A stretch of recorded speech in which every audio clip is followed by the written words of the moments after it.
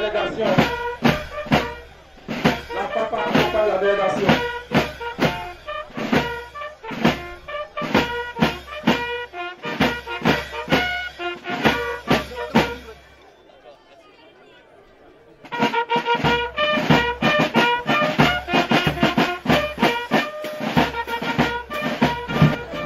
Du CEM de la commune, accompagné cette dramée, alors accompagné de l'hymne national de notre pays. Voilà, une minute de silence. René Colli, CEM Koungheul, classe de 5e qui vient de nous quitter, le principal donc. Voilà, merci beaucoup Didier. Voilà pour une minute de silence accompagné de l'hymne national de notre pays. Voilà.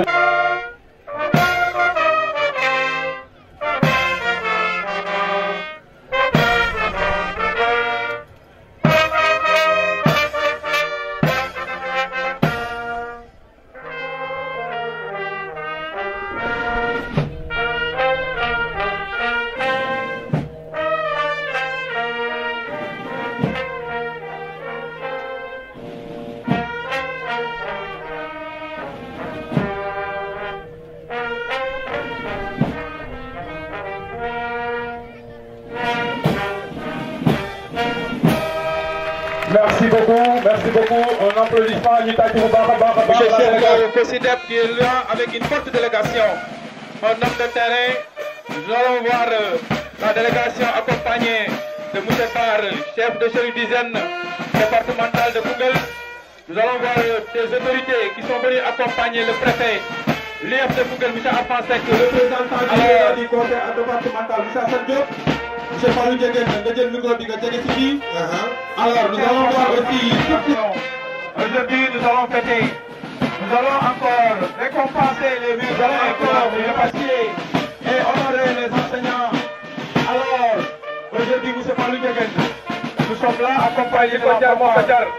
jàngalekat yi dafa am lu ñuy def ci société bi. jàngalekat yi dañu nekk ñoo xam ne ñooy def la consolidation de la société sénégalaise. jàngalekat yi dañu nekk ñoo xam ne ñooy former les enfants au niveau des écoles et rien que entre les quatre murs. Alors monsieur Fallou Diéguène ñëwal foofu tuuti. Réception des contributions de premier service aux élèves du moyen. Fin de la cérémonie. Fallou Diéguène nga jege l'officier maire de la commune de Koungheul. Monsieur Daouda Diallo, le deuxième adjoint qui représente le maire de la commune de Koungheul. Voilà. Voilà donc représenté donc par son adjoint monsieur Daouda Diallo. di ñaan ngeen tàccul ñu ko bu baax a baax mu ñëw mu ubbi discours yi. Voilà monsieur Daouda Diallo ak askan bi ak délégation yi nga xam ne ñoom ñoo fa de la ville. Il faut reconnaître en 2000, un atteste des que nous avons eu avec nos partenaires de contenus de l'Union européenne. Je voudrais aussi remercier l'IF de Koungheul, M. Sek, pour son engagement, pour sa détermination. Parce que, encore une fois, il faut le reconnaître, qu'il a fait un excellent travail dans ce département. Je voudrais le remercier. Remercier aussi les enseignants, surtout les enseignants de la commune de Koungheul, que je connais mieux, parce que je me base sur les résultats obtenus au CFE de la rentrée en 6e. Je voudrais, au nom du maire, monsieur le préfet, dire combien ce thème, aujourd'hui qui est la journée de l'excellence, cette première journée, civisme et citoyenneté, car nous estimons que c'est un thème d'actualité. Parce que vous le savez,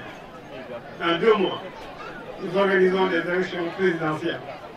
Et le comportement de chacun de nous devra s'accomplir son devoir de citoyen et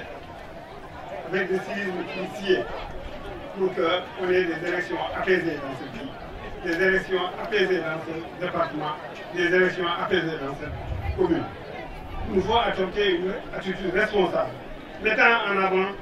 l'esprit chevaleresque. Parce que dans une compétition, il faut le reconnaître, il y aura toujours un gagnant et un perdant. Et il faut savoir perdre dans la dignité et dans la responsabilité. Chers élèves et enseignants, battons-nous pour persévérer, préserver nos idées de paix, de justice. Donnons à nos institutions le respect qu'elle mérite. Enfin, recevez nos encouragements. Sachez que la mairie de Koungheul sera toujours à vos côtés pour accomplir vos travaux. Monsieur l'inspecteur, dites aux enseignants combien nous les honorons, les respectons, car ils s'occupent bien de ce que nous avons de plus cher, nos enfants. Je voudrais dire ici quelques mots en wolof di wax ne ñu ngi gërëm ne bàyyi na yitteem ñëw fekkee si suñu xew-xew bi ñu nuyu inspecteur Arfan Seck di wax ci kanam mbooloo mi en tout cas ñun ci mairie bi lu ñu gis ci moom mooy engagement bu nga xam ne nii jàppale na ko collectivité locale yi muy mairie Koungheul muy mairie Fass Cekkeen 9 collectivités locales yi fi nekkee conseil département en tout cas am nañ liggéey bu mucc ayib bu ñuy defal moom kon loolu li ko wane mooy tey ñu organiser première journée bu nga xam ne bii dañuy sargal képp ku nga xam ne ki yaa ngi liggéey ci éducation bi kon dañ koy gërëm di ko sant bu baax di gërëm di sant jàngalekat yi nga xam ne xam ngeen ne liggéeyam dafa am feneen fu mu nekk tey loolu sax teewu conseil municipal bi yëpp di bëgg di sant en tout cas jàngalekat yi nga xam ne ici gis nañ résultats yi ñuy joxe yi soo ko seetloo bañ fi nekkee xam naa ne ñoom dinañ si delluwaat mais am nañ ci ay ñi nga xam ne dem nañu école Mariama Ba moo ko fi am nañ ci ñi nga xam ne jàll nañ ci yeneen concours nga xam ne mosu fi am kon damay ne jàngalekat bu Koungheul ak sous-préfet yi mu àndal yëpp di nuyu maire yi fi teew yëpp di nuyu service technique départemental yi fi teew di nuyu kilifa diine yi fi teew ak kilifa aada yëpp di nuyu jàngalekat yi di leen sant di leen gërëm di sant bu baax inspecteur académique bi teew fi tey Koungheul di nuyu Arfan Seck mi nga xam ne moo fi nekk comme directeur ci Koungheul di Ousmane di sant jàngalekat yi bu baax a baax ndax njàng mooy yor réew te Koungheul ràññeeku gi mu ràññeeku bokk na ci jàngalekat yi nga xam ne tey ñoo fi nekk ñi jàng te nekk ci àll bi bokk na ci li tax Koungheul gën a ràññeeku kon ñoom leen di sant bu baax a baax di leen sant di leen gërëm ci taxawaayu Assane Diop ak ndigalam asalaamaaleykum wa rahmatulahi taala wa barakatuh. autorités yi nga xam ne ñoo fi teew di gërëm le préfet di gërëm IA bi nga xamante ne teew na fi man maa ngi tudd Ousmane Ngom di wax ci turu parents d'élèves yi ñëpp maanaam parents d'élèves yi kontaan nañu ci journée bu mel nii maa ngi gërëm kilifa diine yi di gërëm kilifa aada yi nga xam ne ñëpp teew nañu di gërëm jàngalekat yi nga xamante ne ñun ak ñoom benn famille la parce que amul différence entre CGI yi ak parents d'élèves yi ak jàngalekat yi ak élèves yi ñun ñëpp benn la donc l'école est une seconde famille léegi initiative bi nga xamante ne am nañ ko ba organiser lii muy journée de l'excellence ñun dañ ko apprécier bu baax a baax a baax a baax parce que doon na loo xam ne day gën a ñaax xale yi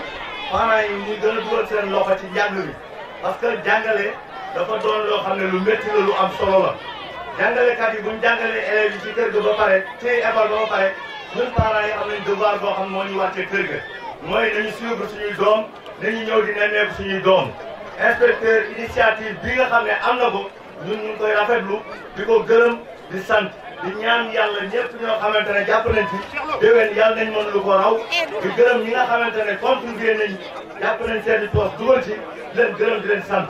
man daal foog naa ne li may wax kontaan nañu ñu ngi wax ci turu parents yi di gërëm ñëpp di sant ñëpp di gërëm parents yi nga xamante ne aussi ñu ngi toog di ñaax seen doom ci njàngum tubaab ak njàngum daara xale dafa war a jàng ñun xale yi dañ leen dugal ñu jàng nañ fexe luñ mën ci def xale yi dañu góorgóorlu di jàng ñu leen di suivre wasalaam merci beaucoup.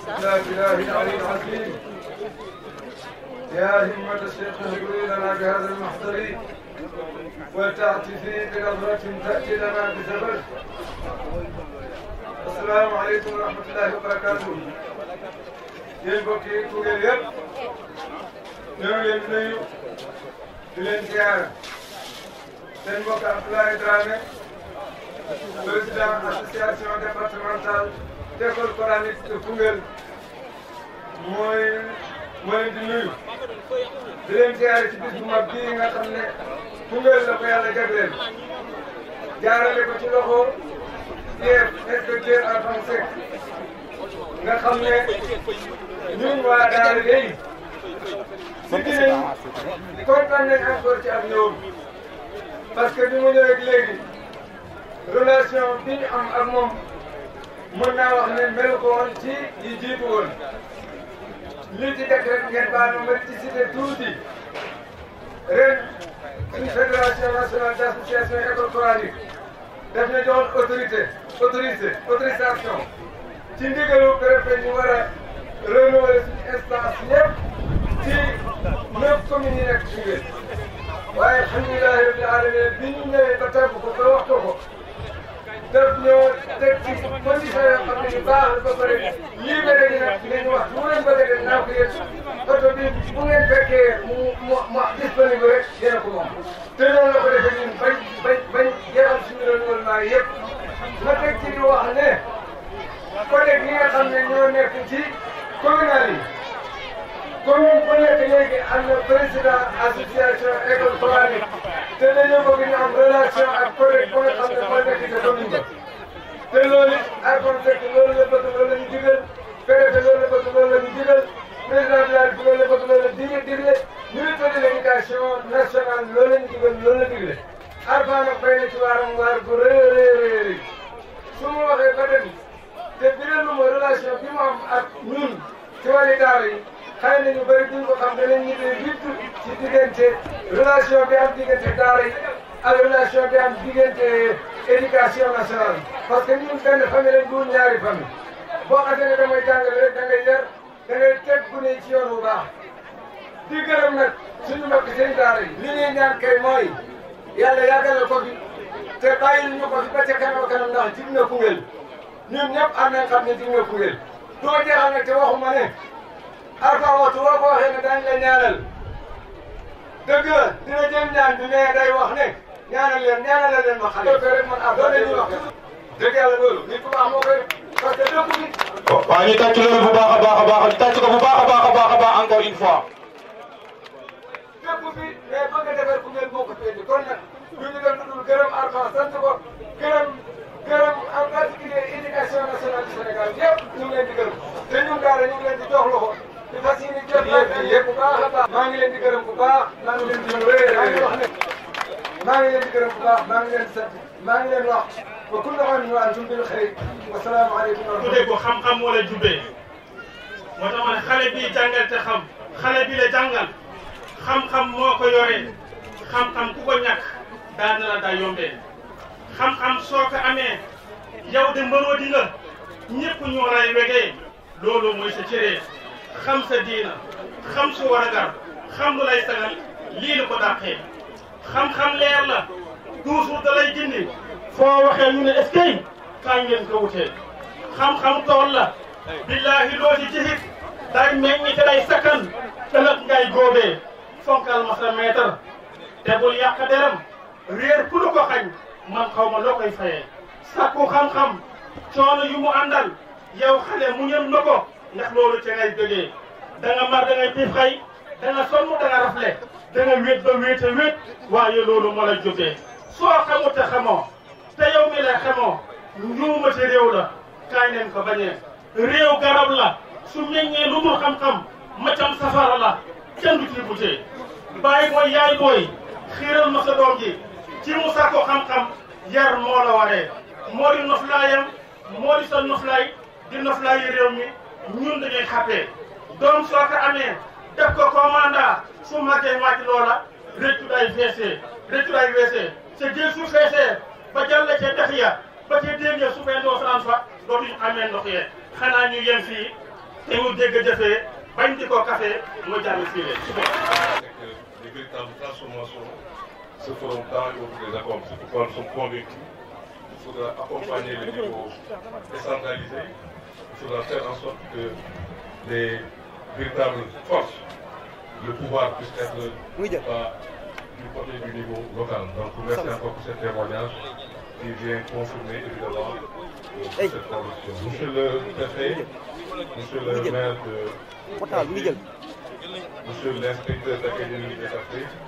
monsieur l'inspecteur de l'éducation de formation de Koungheul, notre très cher ami français, mesdames, messieurs les parents d'élèves, mesdames, messieurs les invités en vos rangs et qualités respectifs,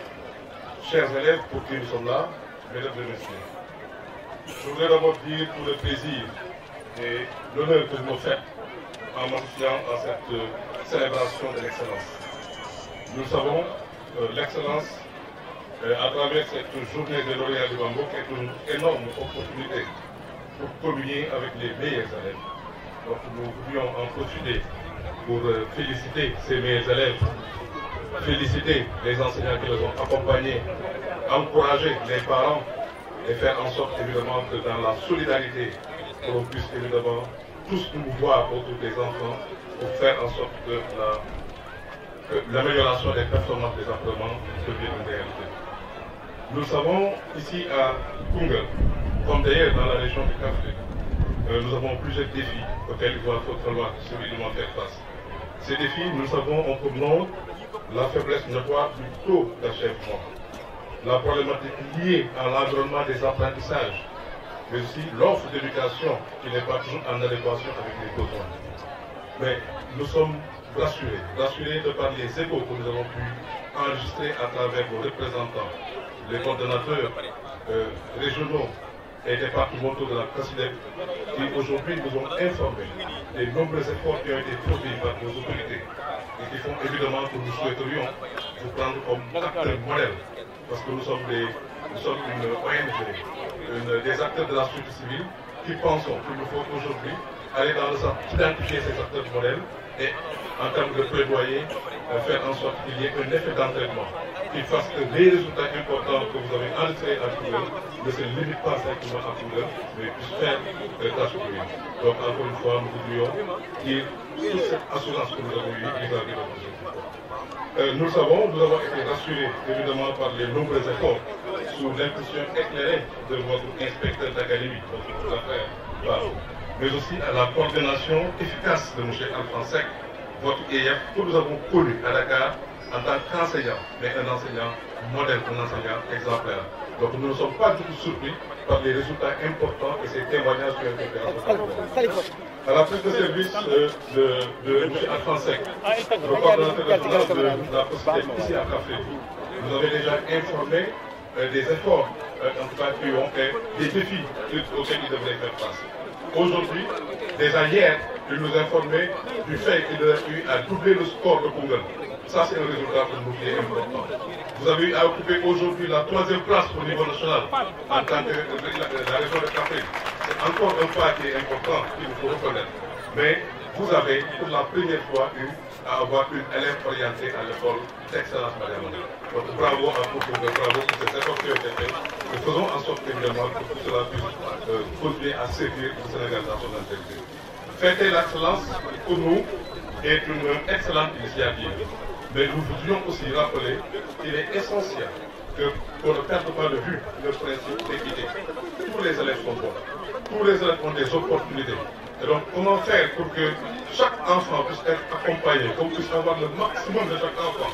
qu'on puisse l'accompagner dans ses difficultés. Et pour faire face évidemment à ces difficultés, pour nous, cela aussi devrait être un élément qui est essentiel. Chaque élève devrait en principe être pris en considération à travers des réponses pertinentes selon ses besoins. C'est la raison pour laquelle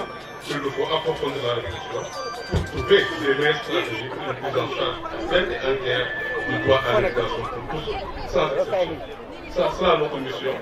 Nous, au niveau de la COSEDEP, en tout cas, nous réitérons notre engagement à accompagner toutes les actions propres à relever les défis de l'éducation dans votre localité, mais faire en sorte que chaque enfant puisse avoir les opportunités d'apprentissage qui lui permettent d'être évidemment performant. Et donc, je voudrais saisir aussi cette opportunité, cette occasion qui m'est offerte pour encore une fois rappeler que la COSEDEP n'a pas d'école, la COSEDEP n'a pas d'enseignants, la COSEDEP n'a pas d'élèves. La COSEDEP est juste une ONG qui est là pour accompagner justement ceux qui ont la responsabilité première de conduire les destinées de l'éducation de la formation. Donc nous sommes à l'entière disponibilité de l'IEF, à l'entière disponibilité de l'IEF, comme nous le faisons au niveau central, pour évidemment vous apporter le maximum. Donc voilà notre engagement vis-à-vis de cela. Et nous voulons encore une fois vous rappeler et noter avec vous votre compréhension holistique du système d'éducation. Quand on parle de lieu d'apprentissage, nous devons dépasser les offres publiques d'éducation. Nous devons aussi penser aux non formels. Et cela, vous l'avez démontré à travers votre manifestation. Encore une fois, nous voulons vous remercier, féliciter tous les élèves, encourager les parents, encourager les enseignants et dire qu'ensemble, de manière solidaire et de manière aussi objective, en ayant une lecture claire de la situation, nous serons capables évidemment de lever les défis. Merci à vous. Nous avons la meilleure relation. Nous avons aussi ñëw kontaan parce que li ñu gëm ñun mooy njàng beeg njàngale ñu defoo ci kaw kese il faut ñu jël xaalis bi ñu am jël xalaat bi ñu am jël xam-xam bi ñu am jël nit ñi am lépp yóbbu ko ci suuf loolu moo waral chaque fois bu ñu woowee ci suuf ñu sawar pour jóg kon nag ñun comme ngeen ko xamee aussi def amul école amul jàngalekat amul élève waaye li mu gëm mooy njàng beeg njàngale mënul nekk mbirum jàngalekat kese ak nguur il faut que ku nekk ci sa loxo moo waral ñuy jël suñu kéemtalaay kàttan ba mën a amal njàng suñu réew à travers une contribution. Donc les félicitations. Chers invités et chers élèves, la parole de l'élève. En ce samedi 15 décembre, date mémorable de la fête de l'excellence, les mots me manquent pour décrire l'immense joie qui m'envahit au moment de prononcer ce discours au nom de tous les élèves du département de Koungheul. L'avenir heureux de l'humanité est étroitement lié à la formation civique, éthique, scientifique et technique que nous donnent nos chers enseignants, nos chers parents, nos chères autorités. C'est pourquoi je leur adresse ici nos sincères remerciements et notre profonde gratitude. Nous nous engageons à bien travailler à l'école, à encore bien travailler à l'école, à toujours bien travailler à l'école. Car nous l'avons tous compris, le profit de l'homme que l'éducateur aura à façonner influencera largement la vie de la communauté, la vie de la nation. Voilà pourquoi, désormais, la question n'est point de savoir quel monde laisserons-nous à nos enfants, mais à quels enfants léguerons-nous le monde de demain. Merci de nous éduquer, merci de passer à nous, merci de nous transmettre des savoirs et des pratiques fondées sur des valeurs. Merci d'organiser et de pérenniser des journées de l'excellence. Honorable invité, en vos titres, rangs et grades, chers parents d'élèves, chers élèves, chers enseignants, chers inspecteurs d'académie, nous sommes aujourd'hui avec des élèves, il y a des enseignants. On peut considérer que nous sommes dans une classe en plein air, une classe extramuros. C'est la raison pour laquelle nous allons faire une petite leçon de conjugaison. En réalité, je voudrais utiliser le verbe rendre. C'est un verbe irrégulier. Mais dans mon propos d'aujourd'hui, il sera régulier. Et nous allons porter avec moi. Je voudrais, dans un premier temps, ensemble, vous inviter à rendre grâce. Rendre grâce au Tout-Puissant qui nous a accordé la force et la santé et la quiétude d'être là aujourd'hui pour célébrer l'excellence. Célébrer les avancées, fêter l'excellence, mais surtout honorer les enseignants. C'est important. Pour nous avoir donné la force et la quiétude. Donc nous sommes là pour fêter l'excellence. Fêter l'excellence, faire la promotion de la mystique du travail. Notre pays en a grandement besoin. Le travail. Il n'y a que le travail. Rien que le travail qui puisse nous aider à développer notre pays. Après avoir rendu grâce, nous allons rendre à César ce qui appartient à César. César aujourd'hui, les voilà les Césars qui sont là, chers élèves, lauréats. Je voudrais vous inviter à vous lever. Debout. Ils sont là et ils méritent des applaudissements ces élèves-là. Ils ont été braves, ils ont bien travaillé. Donc aujourd'hui, la fête, c'est pour eux. Donc je voudrais vous adresser mes sincères félicitations, vous remercier et vous exhorter à continuer dans cette voie. c'est la seule voie qui mène au progrès, la voie du travail. Il n'y a que le travail. Votre interlocutrice tout à l'heure, au nom des élèves, l'a dit, toujours travailler, encore travailler, travailler toujours. Il n'y a que ça qui nous mènera au développement. Encore une fois, chers élèves, nos félicitations. Tout à l'heure, devant vos parents, vous allez être récompensés et nous allons donc inviter pour que ce soit une prière, pour que ça continue pour vous jusqu'à ce que vos parents véritablement goûtent au travail, au fruit de la sueur du travail de vos fronts. Et c'est l'occasion que je te dis, merci à tous, pour m'adresser aux parents en leur rendant des prières, en disant nous prions, parce que nous avons compris que vous nous avez confié ce qu'il y a de plus cher en vous. L'enfant, c'est l'avenir. Donc nous avons compris. Si les enfants sont là aujourd'hui, c'est parce qu'ils ont été bien encadrés. Donc je saisis l'occasion, le moment est voulu pour dire le nom des enseignants, leur rendre grâce, leur rendre hommage, leur rendre un hommage appuyé. Donc je voudrais, monsieur l'inspecteur d'académie, monsieur le préfet, chers invités, à cet instant précis, faire un témoignage pour dire qu'à Koungheul, nous avons des ressources humaines de qualité, nous avons des enseignants et des enseignantes braves, engagés, qui chaque jour vont au front pour faire des résultats. Monsieur l'inspecteur d'académie, je voudrais en cet instant également témoigner pour dire que s'ils ont réussi, c'est parce qu'ils ont été bien encadrés et les collègues inspecteurs sont là. Ceux-là également font le travail d'encadrement au quotidien. C'est l'inspecteur d'académie. Je voudrais également vous rendre hommage. Vous êtes présentement au crépuscule de votre carrière. Nous vous souhaitons encore une fois une longue vie et une retraite paisible.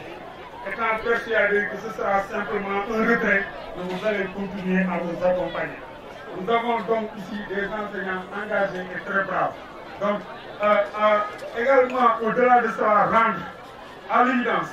et c'est l'occasion pour remercier et donc dire un grand bravo à l'ensemble des collectivités locales territoriales qui nous ont accompagnés. Ils ont compris que l'éducation est une compétence transférée. C'est la raison pour laquelle, quand nous avons voulu mettre corps à ça, ils sont venus à nos côtés pour nous accompagner. Et de manière générale, l'ensemble des collectivités locales, y compris le conseil départemental, ils méritent véritablement des applaudissements nourris parce qu'ils sont venus nous accompagner et c'est leur travail au quotidien. Ils ont compris que l'éducation est une compétence transférée. Et enfin, avec le verbe rendre, c'est à l'administration territoriale, le commandement. Ils sont là, je voudrais leur dire merci. Merci au préfet, ils nous accompagnent au quotidien. C'est la raison pour laquelle nous n'avons jamais eu de retard dans le travail administratif. Encore une fois, c'est l'adjoint, je vais transmettre nos remerciements et nos félicitations au préfet et à l'ensemble du commandement territorial. Je voudrais dire merci à tous ceux et toutes celles qui nous ont accompagnés pour la réussite de cette fête et qui nous accompagnent au quotidien. Nous avons nos partenaires du PAM, nous avons la LPT qui est là, nous avons les opérateurs économiques, nous avons les parents d'élèves, nous avons les bonnes volontés. Toutes ces personnes-là, aujourd'hui, il est difficile, quand il s'agit de faire une liste, de faire. Mais comprenez que nous sommes très contents et très ravis de votre accompagnement et nous vous disons encore une fois merci. Merci pour tout ce que vous êtes en train de faire pour l'école. Merci pour tout ce que vous êtes en train de faire pour les enfants. Que le Tout-Puissant vous le rende au centime. Encore une fois, merci. Je voudrais, puisqu'on a parlé de conjugaison, c'était une leçon de conjugaison, mais en réalité c'était un appel, une leçon de morale. C'est-à-dire que pour réussir dans nos écoles, faire de nos écoles de la réussite, c'est qu'en réalité il faut véritablement une conjugaison des efforts de tout un chacun. C'est de ça qu'il s'agit, car c'est l'union qui fait la force. Et c'est de ça dont on a besoin l'école sénégalaise pour que vive véritablement l'école sénégalaise au grand bonheur des enfants qui nous sont confiés. Je vous remercie de votre parole. Monsieur le coordinateur de la COPITEC, monsieur le représentant de la direction générale de l'équipement du ministère de l'Éducation nationale, mesdames, messieurs, les représentants des différents programmes d'éducation,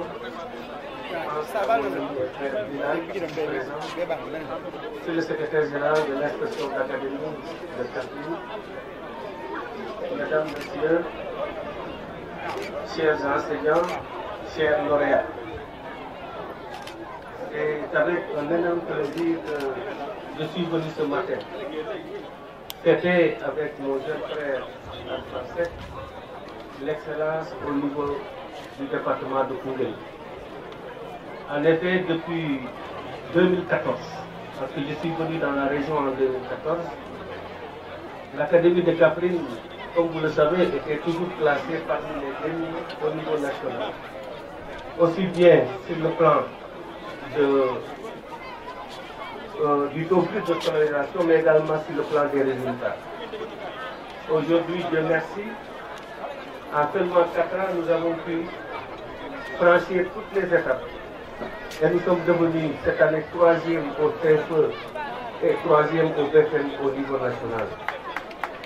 Je crois que si nous avons réussi cela, c'est parce qu'il y a des hommes et des femmes engagés. Comme à Koungheul où chaque année, les premiers, en tout cas, ils sont toujours premiers au CFE et premiers ou deuxième au BFM depuis 4 ans. Donc mon cher ami, mon cher frère, je voudrais vous féliciter pour ça. Je voudrais également féliciter les enseignants, parce qu'à chaque fois, quand je reçois des félicitations du niveau central, je dis à chaque fois que ceux qui méritent d'être encouragés et félicités, ce sont ces soldats du savoir qui sont disséminés dans la brousse et qui chaque jour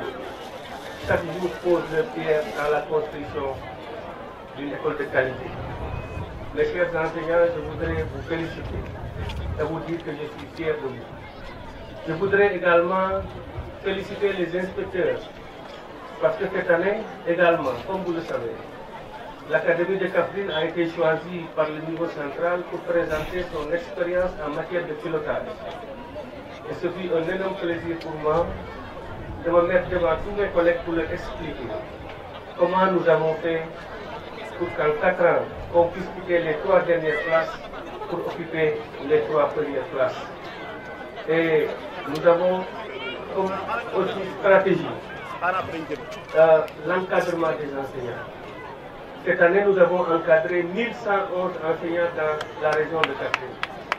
Et ça n'a jamais été fait auparavant, depuis la première école de gendarme en 1816 jusqu'à nos jours. Et ça également, je le dois à l'engagement des collègues instructeurs. mbokk yi sama wax xëy na du gudd mais dama bëgg rek lii rek moo am solo ndax comme ni nga ko waxee woon ci sama discours ci fête de l'excellence bu Académie de Kaffrine waxoon naa ne l'excellence moom par essence mën na respecter l'équité mais que élitisme moom mënut a respecter équité et ñun ce que nous faisons ce n'est pas de l'élitisme parce que l'élitisme ferme les accès mais l'excellence est ouverte à tous. moo tax maa ngi gërëm borom daara yi di leen wax ne ci ngeen bokk ndax léegi suñu tuddee école dañuy tudd daara surtout ñu nekk dans la région de Kaffrine di nga xam ne offre éducative yi comme ni ko sama xarit léegi waxee seen mbow dañ ko war a gën a diversifier ndaxte tey bu ñu xooloon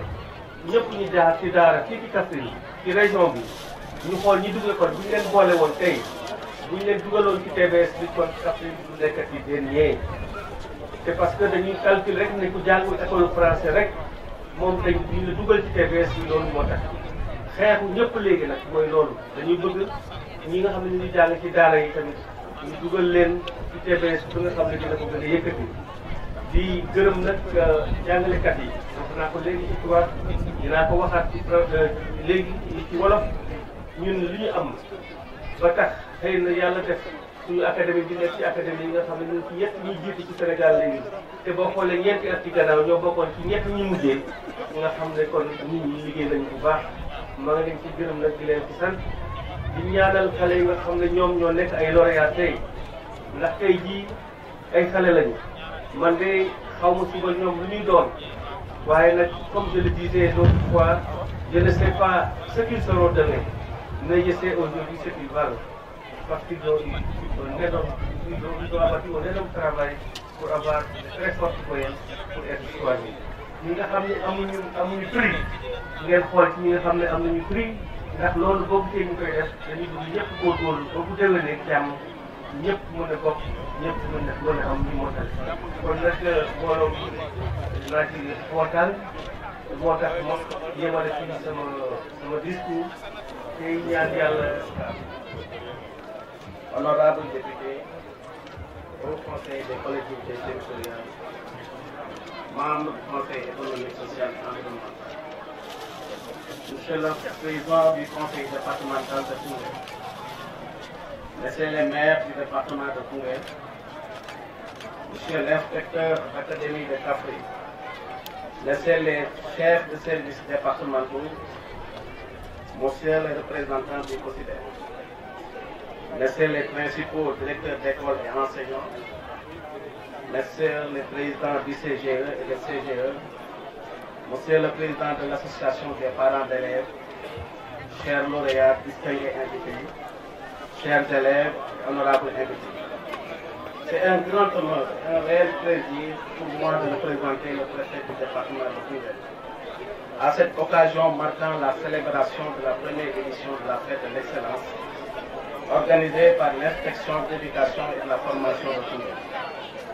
Je voudrais donc par ma voix transmettre les salutations, encouragements et les remerciements du préfet Abdou Khadim Ndiaye, empêché qui, comme vous le savez, n'a jamais cessé de ménager aucun effort pour le bon fonctionnement du système éducatif dans le département. Monsieur l'inspecteur de l'éducation et de la formation, le préfet de Koungheul nous manifeste toute sa satisfaction et sa gratitude pour votre vision managériale. De par votre dynamisme, votre vigueur, votre clairvoyance et votre compétence, l'inspection de Koungheul s'est illustrée en termes de résultats en s'adjugeant la première place au niveau académique au concours du CFE et au examen du BFEM. Cette place de premier choix n'est point un hasard, car hormis vos qualités de bon chef, vous avez des équipes pédagogiques composées d'enseignants compétents, dévoués, dégourdis et émérites, dont les qualités pédagogiques ne sont plus à démontrer. Monsieur l'inspecteur d'académie, je voudrais aussi profiter à l'occasion, au nom de monsieur le préfet, pour féliciter et rendre hommage appuyé aux distingués lauréats pour leur brillante performance et à monsieur Alphonse Seck pour son leadership incontestable et son dynamisme admirable révélé à travers les multiples innovations certifiées à la tête de cette institution scolaire.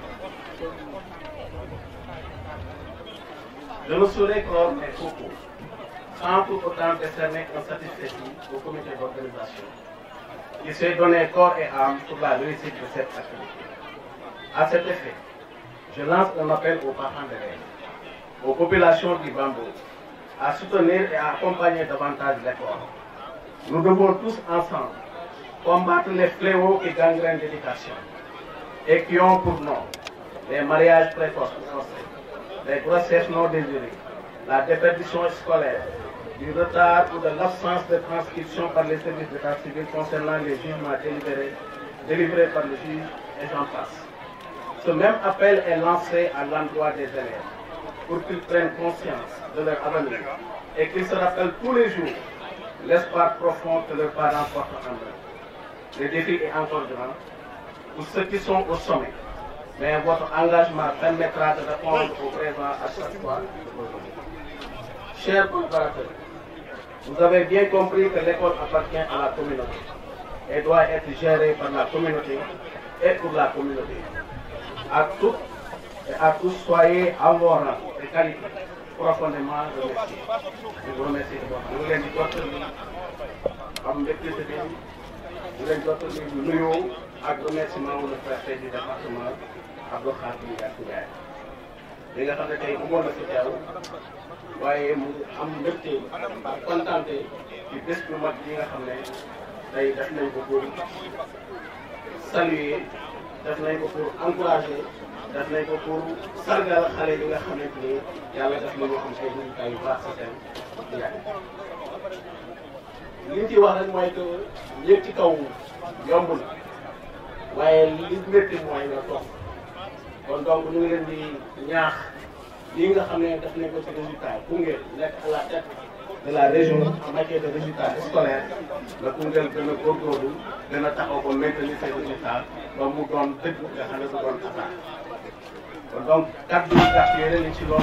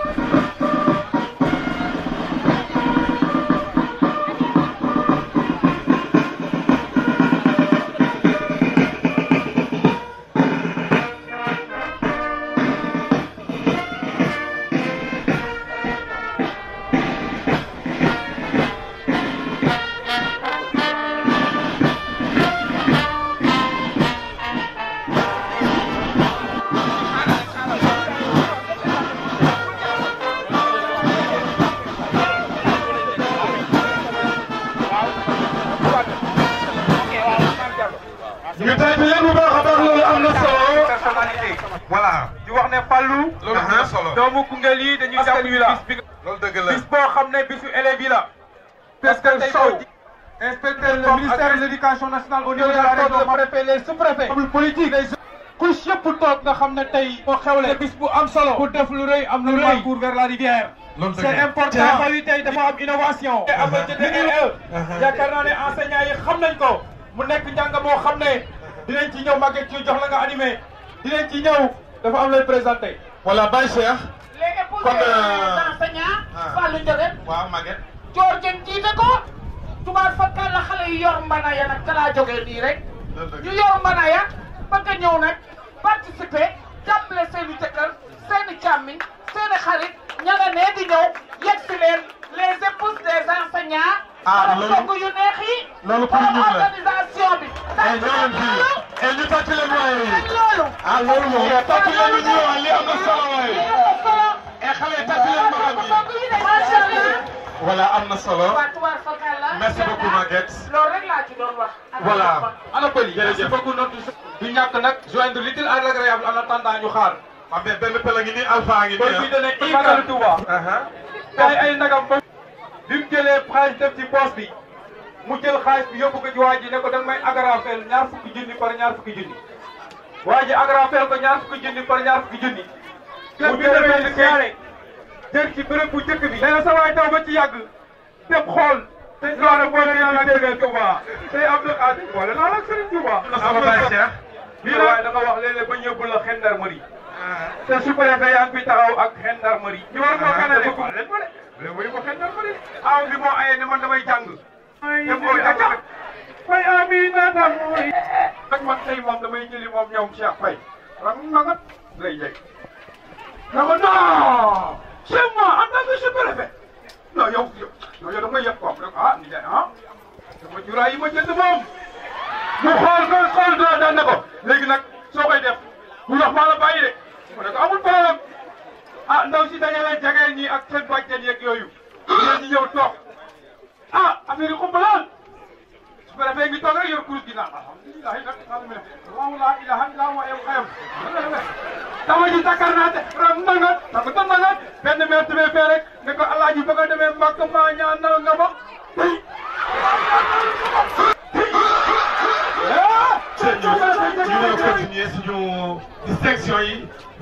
ok ñu ngi ak Alpha Mbengue moo teewal tey Alioune Badara Ly bokk ci ñi xam ne am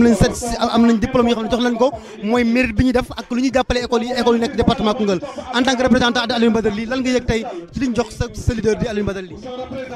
waaw xanaa kontaan si bis bii rek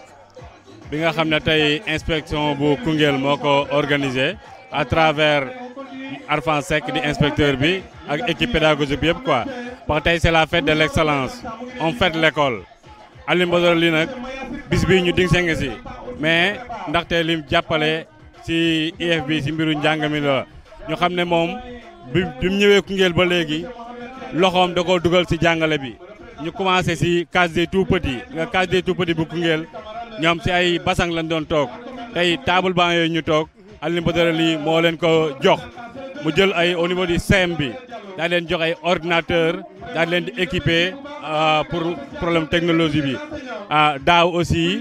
bi ñuy def ay période de révision pour bac yi élèves yi nga xam ne ñu ngi def terminal daal leen ay fascicules yoo xam ne ni français la mathématique ak histoire géographie ak toutes les disciplines daal leen ko jox pour booy réviser ici loolu participer na si tey jii aussi fête bii nii nga xam ne dañ ko def pour élèves département bi yëpp mu daal si dugal loxoom bu baax a baax a baax moo tax aussi tey ñu jox ko diplôme bi de reconnaissance bi aussi IEF delloo ko loolu ñu ngi ci sant aussi IEF di sant le système éducatif yëpp waxte aussi ku def lu rëy am lu rëy Alioune Badara dafa def lu rëy si école bi moo tax aussi ñu delloo ko lu rëy tey jii nii jërë ngeen jëf ma daal ok jërëjëf Madiome Mbengue tey moo teewal Alioune Badara Ly nekkul ku ñu présenté Koungheul enseignant la mooy itam bokk na ci lii mais jëluñ ko fi ngir loolu dañ ko fi jëlee ngir IREM ci ndimbal gi ñuy jël di ko jox école yi man am na lu ma ci témoin lu bëri moo tax ma woo ko fii parce que tey bu ñu ko joxee lii Alioune Badara Ly da ko mérité ci ay livre wala ay leen ak leen loo xam ne mu ngi koy def ci école yi def ko ci case tout petit bi ñàkk koo fekkee kon c'est pour cela ñu def ko lii kon Madiome Mbengue ñu ngi lay gërëm di la sant ak jërëjëf ba léegi ñu ngi fii tey ci fête de l'excellence bi ki ñu nekkal mooy Pape Sarr ku xam-xam ne mu ngi dëkk sa Cong école Cong foo nekk du état moo ko tabax du kenn moo ko tabax moom mi moo ko tabax ak ay partenaire am tey nga ñëw IEF bu Koungheul delloo la njëkkal ci fête de l'excellence bi nekk première édition lan nga yëg tey bi ñu la sa Koungheul delloo la njëkkal 2 fois à Kaffrine mais tey Koungheul moo la delloo njëkkal di IEF bu Koungheul parce que ñoom nga tabaxal école boobu lan nga yëg bi nga ñëwee fekkee fête mel nii ñu delloo sa njëkkal. xanaa nuyu leen d'abord mais kontaan trop di féliciter IEF bu Koungheul di wax ne ku def dégg ku deful doo dégg dara IEF moom xama ban département mais bii département kenn mënu ko cee jam naani mu mel ni liggéey bu rafet la yëg nañu mbégte mu yaatoo yaatu wax dëgg yàlla xam nga suñ la koy décorer Kaffrine di la ko décorer feneen te defaguñ la ko fi nga ko commencé donc day mel ak yow ni ba tey impact bi des na moo tax daal bég nañu bu baax a baax wax dëgg yàlla.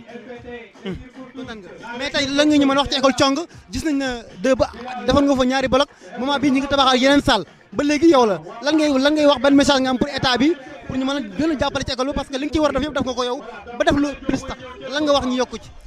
dëgg la léegi nii may wax ak yow pare nañu 2 salles de classe bureau de directeur am yeneen salle de classe yoo xam ne rancé na am logement enseignant boo xam ne ultra moderne la biogaz mais ñu ngi xaar état ka mu jàppale ñu ci cantine scolaire yi mais mu jàppale ñu ci table de banc depuis 2 ans ñu ngi koy ne di jàmbat muy table de banc muy cantine scolaire bëgg nañ ñu dimbale ñu ci demande wuñ benn favor mais dañuy li ñuy wax yëpp kenn waxul sa bopp xale yi la ñuy wax te yaakaar naa ne jot na ñu dimbale leen ci côté boobu. ok mais gis nañ ne école Cong bi mu ubbee yàggul mais bokk na ci lu rëy 172 élèves yi bokk na ci lan nga yëg tey parce que bi nga koy waaj ci jour bi la xale bi waxee na la ñun mënuma lire li parce que jànguma sa yaram daw tey nga toog ba ñuy décorer benn élève bu nekk Cong premier diplôme moom ma jot ko ak lan nga yëg bi nga gisee loolu. su ma waxee sama diggante yàlla mbégte mi ma yëg bi xale bi ñëwee ñu tudd turam yëguma ko sax man bi ñu ma joxee lii sama yaram dafa daw sama rongañ tuuru parce que objectif bi yëpp loolu la woon te ñaan naa yàlla bii daa commencé waaye yeneen ak yeneen yi nekk di ci tegee damay wax toujours ne ñun quantité ñorul ñi mais qualité la ñu bëgg qualité nag soo ko bëggee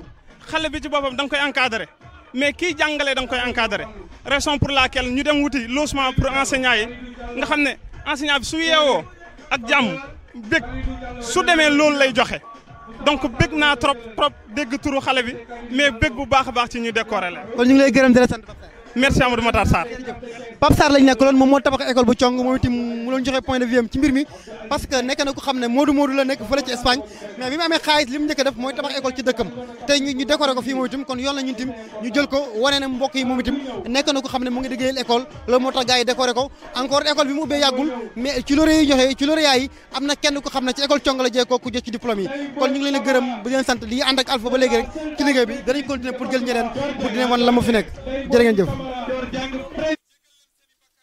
ñu ngi fii ba léegi ci fête bi comme ni ñu ko defee góor gi yow ñu ngi bàyyi la nga nuyu tur bi nan la.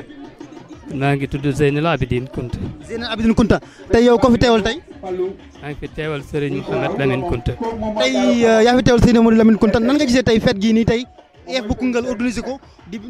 teral xale yi di teral kilifa yi ñu xam ne jàpp nañ ci école tey lan nga yëg bi nga ñëwee fay fekkee lii. am kontaante bu rëy boo xam ne sunu xol fees na ba mënuñu ko wax sax ndax kontaante ndax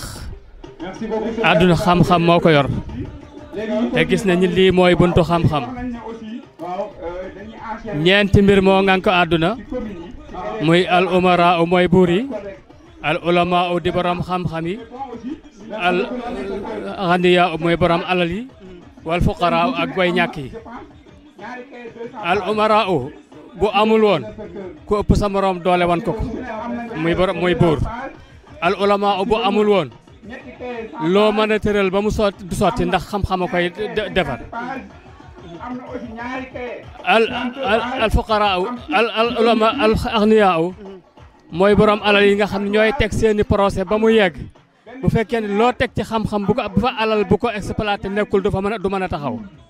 waaye ci biir loolu yëpp nag al fuqara muy way ñàkk yi ak ñaari way ñàkk yi moo encadré lépp moo tax àdduna bi mën a dox lii nag yoon wut xam-xam la te am na suñu benn mag boo xam ne maam boo xam ne da wax ci wàllu xam-xam jataay yëpp ñaari mbir nga cay jële benn juróom-ñetti jataay la jataay bu ne di nga ci jële ñaari mbir mu ni bu fe innal majalisa ala samani kullun tanaalu min xaslataani tanaalu xikmatan wa ilmun fa alama tajlisu ma al ulama mu ni jataay yi da nga ci juróom-ñetti jataay la benn bu ci nekk da nga ci jële ñaari mbir bu fekkee nag da nga bëgg xam-xam ak barke ak dëddu àdduna na ngay toogandoog borom xam-xam yi ci la leer nekk ci la ngëneel nekk ci la yëw nekk ci la xam sa bopp nekk ci la àdduna nekk bu rafet bu baax ci la loolu kon kontaan nañ góor gi. alhamdulilah ñu ngi ci sant yàlla baleen si ñaanal ñëpp nag surtout nag ci nga xam ne ñoo ko organisé nii di leen ñaanal yàlla guddal seenu fan te may leen wër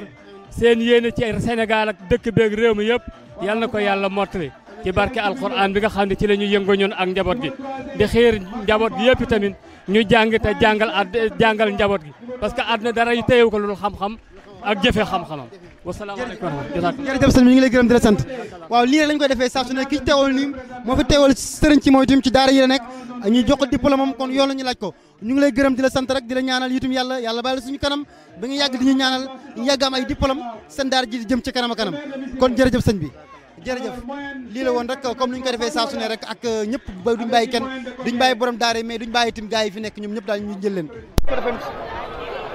alors loolu c'est bon jërëjëf mbokk yi comme ni ñu ko defee suba léegi rek ñu ngi fii ci fest restaurant bi nekk ci rajo Bamba ñu taxaw nag ni di madame Diop moom di Maguette Ndiaye moo nekk fii ci rajo ci côté madame Diop mooy première édition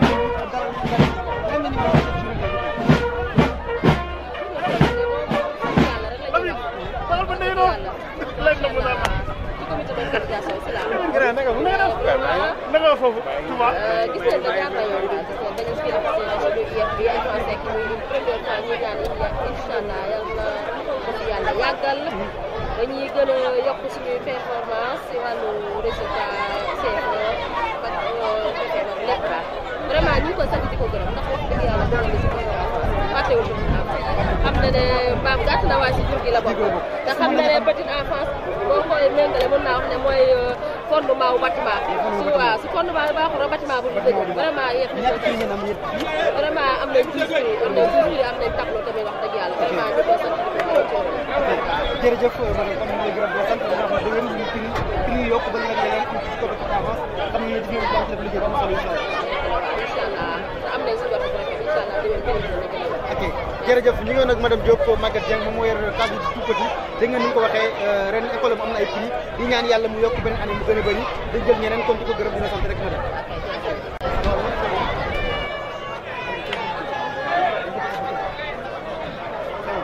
ok jërëjëf mbokk yi je crois que si ngeen soo léegi ñu ngi fii nii ci terrain bu Koungheul nekkoon ci fête de l'excellence bi ñu nekk lauréat du Bambou ñu nekk première édition élève de Koungheul organisé ko ñu taxawal nii xam ngeen ko moom muy Souleymane Tounkara nekk di ko représenté ci Koungheul nekk di jóge ci élève de Koungheul monsieur Tounkara ñu lay nuyu mais di la waxal rek ñëwaatal ñu si fête bi xam ne koy réussite totale mën na wax te Koungheul génn nañ autorité génn nañ lan nga ñu mën a wax tey ci fête bi. merci beaucoup Mamadou Sarr ñu sant yàlla bu ñu gisee si ñaari wax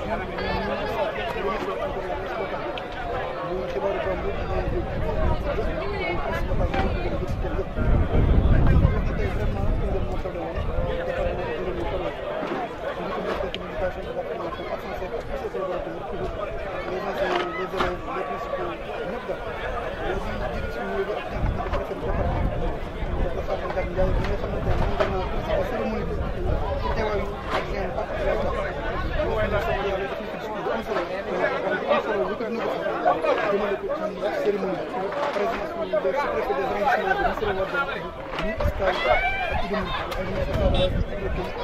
du chef de service départemental nous aussi la présidente de Dakar Mababa nous avons dugal avec une forte délégation nationale de Sahel pour nous cette bés bi nga xam ne dëgg le 15 décembre demande la date du 15 décembre sera gravée dans la mémoire des enseignants des élèves de lycée de Bala fekk li ko war a mooy dañuy sargal élèves yi nga xam ne ñoo gën a ràññee ci département Koungheul di sargal aussi vraiment UCG yi ak CG yi nga xam ne aussi ñoo gën a sargal ci département ak suñu partenaire yi nga xam ne ñoom ñoo ko liggéey. ok gis nañ ne dégg nañ ko élèves yi toll na ci 170 élèves yi xam ne jël ngeen leen dem ngeen soog a dugg ci privé bi nga xam ne tey ñu ngi fi école publique boole leen ci mbir mi mais est-ce que mën nga xam ne ñoom enseignants yi ngeen jël ak CG yi ngeen jël aussi ñu def nañ waaw nombre d'enseignants yi c'est une dizaine nombre d'élèves yi ñu doon 170 élèves yi ñu scolaire bi ak élémentaire bi ak ñoom ak aussi ñu ñaanal suñu xarit suñu collègue Lamine Ndong mi nga xam ne sama déplacé ñu ngi 8 décembre soo génn ak ñu jox ko diplôme ak jox aussi diplôme yi nga xam ne waa ci Saliou Ndao professeur de science physique mi nga xam ne léegi yàlla xam ne mooy def ko sore yàgg ci doon sax ñu dem ak ñu so def 15 ans ñu traité ça va dina def sarbi aussi de doyen principal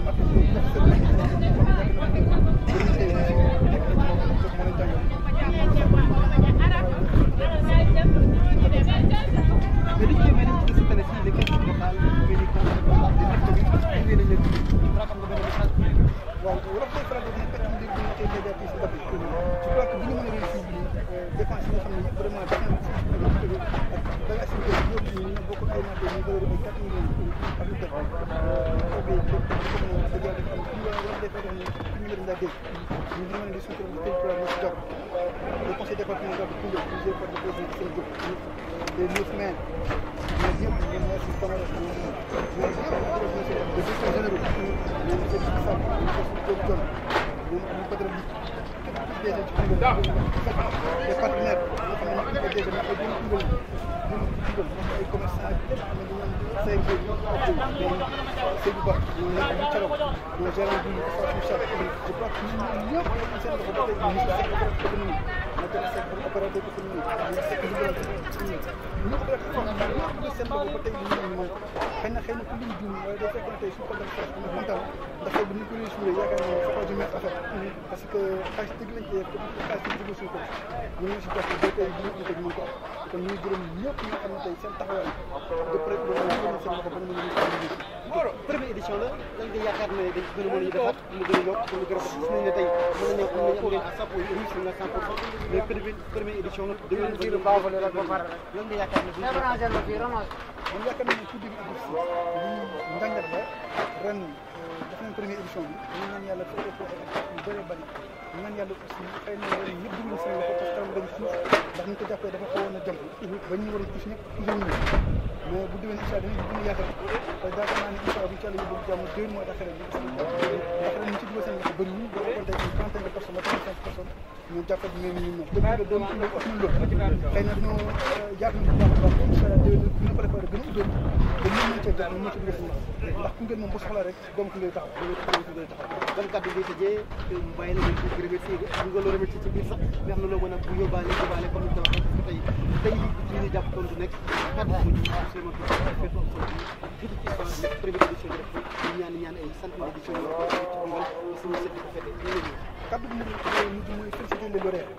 élèves yi nga xam ne tey soo demee doon joxe équipe mais féliciter jàngalekat yi nga xam ne tey élèves yi lépp lu ñu xam mën ko bañ ko def ñu mën a tax ñoo jàngalekat yi nga xam ne ñoo des hommes de terrain ñu nekk ci terrain bi nga xam ne xëy na ñu nekk ci inspection bi ñoom dañoo nekk ay rek di doxal liggéey bi administrativement mais la réalité sur le terrain loolu jàngalekat ñoo koy defee kon ñu ngi leen di féliciter baax seen taxawaay ak collègues yi yëpp yëpp les inspecteurs les professeurs ñu ngi leen sant di gërëm mais di encore la sorte un appel au coopérative territoriale def na ñu Koungheul ñu am loolu nga soxla léegi moto bi ñu weer collectivité territoriale yëpp taxaw donc yëpp taxaw dugal seen loxo ba tey bi ñu ngi si man kay léegi laa bëggoon a ñu rek oto bi xëy na nag jërëjëf wax di gàtt la mais ku deful dara doo ko dégg ku deful dara doo ko dégg kon ñi ko def dégg nañ ku ko def nag ku ko wax la dëgg kon wax dëgg yàlla ñoom ñoo ko def dañu koy waxal ñoom defal lu baax suñu waxal leen ndax defal nañu teranga wax dëgg yàlla ñu mën mooy sax yàlla tën ko jëlee woon ak yàlla am lu ko fa remplacé mu gën a yokk boobu déwénee ñu mën rek ñu mën déwén lu ko raw ñoom yàlla ñu ko teewee rek yàlla ñu ko déwén lu gën a déwén da kenn bañ a manqué bu dara déwén aussi ñu nekk ñëpp di ci yëngu ci élèves yi ñëpp jàngkat yi ñëpp am promotion da yokk rom li nga nekk yàlla mën na ko am na ko yàlla ñu koy ñëpp fekkee ko tam ko di gërëmaat encore la presse ndax tey am ñu fekk cérémonie waaye ñu suñu ba tey yaakaar naa ne bu ñu jógee fii kees bu jógee rek am na ñoo xam ne ñu seen la leen ba sax dañuy yaakaar ne ñoom ñëwoon ca fekk te loolu bu ñu am ñu la tax fay leen 23 donc Koungheul ngeen ngeen mën ngeen ko seen Koungheul yaakaar naa ne man sa bopp tax sa bopp yomb wax dëgg yàlla macha allah ngeen seen bopp tamit ngeen ko comme la ko tàmbal waaye ñoo koy def ko te kon ñu ngi gën ñoo koy def Koungheul di gërëm xibaaru banque di gërëm yëpp mag si ñu seen taxawaay ci njàpp nga xam ne jërëjëf à l'année prochaine muy dem sama mooy kàddu gi mujj Souleymane Tounkara à l'année prochaine gis ngeen ko ñu woon ni première édition bi réussite totale mën nañ ko wax parce que bu ñu ko waxee rek boo xoolee segam jàpp ci li mu gën a jëm kanam je crois que tous les maires am nañ ci cette totale le président du conseil départemental ñëpp ñu xam ne jël nañ seen doole jàppale waa IEF ba lii man parce que bu leen neexoon ñu téye seen loxo mais dañoo jël leen seen dig la seen i doom ñoo fi nekk ñu ñu teral moo tax ñu jàpp ci kon Souleymane Tounkara dañ koy gërëm ci kàddu yi rafet ñu yëkkati yëpp je crois Koungheul gis nañ ne tey feet gi gën a réussite totale lii rek la woon fii ci Koungheul ñu nekkoon ak Souleymane Tounkara mu ñuy tënkal bés parce que dañuy sawal di toog ak moom ci kàddu bi rafet xam ne mu ñuy tënkal ay bés bi sax ma bi ci xam ne bokk Sénégal bokk di bokk ko ci fii woon ci fête de l'excellence lauréat di Bambouck édition 2018 2019 bu ngi ñëw dañ ko préparé beneen déwén ci beneen Souleymane Tounkara jërë ngeen